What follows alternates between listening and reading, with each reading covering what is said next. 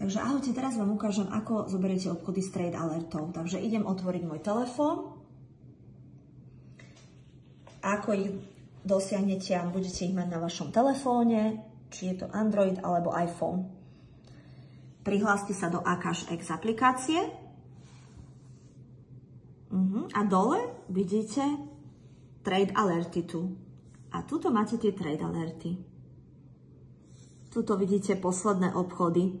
Takisto tam vidíte edukátora, ktorý poslal obchod, aký menový obchod, alebo akú menu, alebo čo obchoduje. A tu hore vidíte, či sa nakupuje alebo predáva, buy alebo sell. Keď kliknete na Open Alert a otvorí sa vám toto okno a tuto máte krásne napísané entry cena, kedy vstupujeme do obchodu, kde je stop loss a kde je take profit. Tu je take profit 1, 2, 3, 4. Veľmi dôležité je, keď beriete trade alert, že entry cena, aby bola aspoň taká istá alebo podobná, akú vám edukátor pošle. A v tomto momente je to 99,165, hej?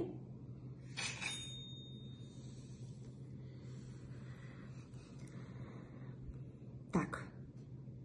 A už sa stačí len potom prihlásiť sa do vašho buď MetaTraderu alebo TradeLockeru a idete zadať tento obchod. V mojom prípade je to TradeLocker. Takže ho pozerám na grafe, aká je momentálna cena entry price. Čiže pozeráme tú cenu. Na tomto obchode je to 99 168. Takže keď pôjdete do aplikácie MetaTraderu alebo TradeLockeru, v mojom prípade TradeLockeru, aby tá cena bola podobná, čo najbližšie podobná. Takisto druhú vec dôležitú, musíte si pozrieť stop loss. Je to ochrana vášho kapitálu, aby ste prišli o veľa peňazí alebo vždycky ochrániť kapitál. Na to slúži ten stop loss. Takže za každým, keď dáte trade alert, uistite sa, že skopírujete správne číslo. Áno. Takže tam je 90 800. Takže ideme na to, klikneme buy a tuto editujeme a dáme tam tú sumu. Skopírujeme tú sumu presne takú, akú edukátor poslal. Čiže presne tak. Teraz máme viacej videí o tom, ako môžete do budúcna používať TradeLocker, alebo môžete tieto sumy dávať aj do MetaTraderu, čiže ktoré vám vyhovuje viac. Teraz ideme pozrieť Take Profit TP, ako opíšeme.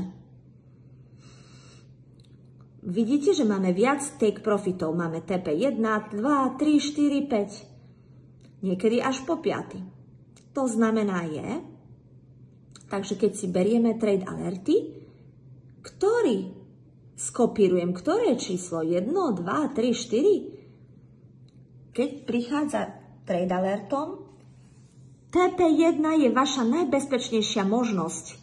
Čiže to je najvyššia možnosť, najvyššia probabilita, že chytíte ten obchod. Čiže TP1 si vezmete, to je najvyššia pravdepodobnosť, že chytí TP1, ale je to vlastne najnižšia, ako keby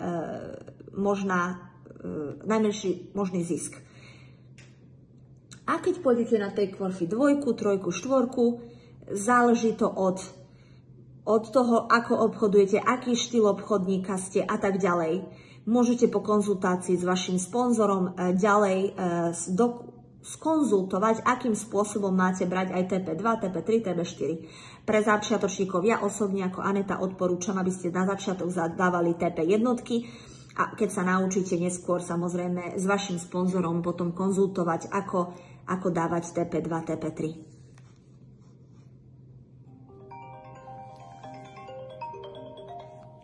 Takže uistite sa, že zadávate čo najbližšie, ako je možné, tie ceny. A stop loss je také isté a už len idete zadať všetko do vašej aplikácie.